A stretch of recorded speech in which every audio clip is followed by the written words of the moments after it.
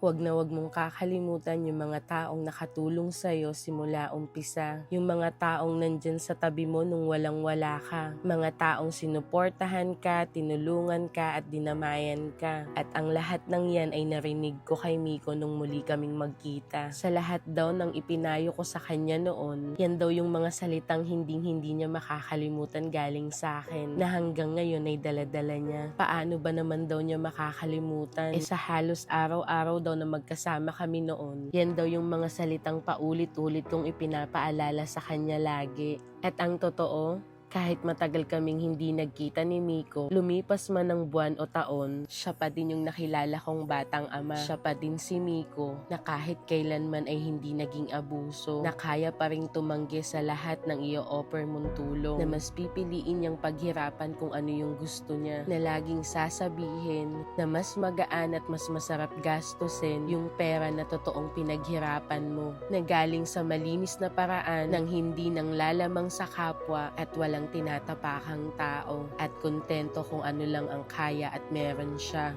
Kaya sobrang proud ako na kung sino yung Mikong nakilala ko noon, siya pa din si Miko hanggang ngayon. At sigurado ako na mas malakas na siya ngayon, at alam ko na lahat ng pagsubok na dadating pa sa kanya ay kayang-kaya niya nang harapin.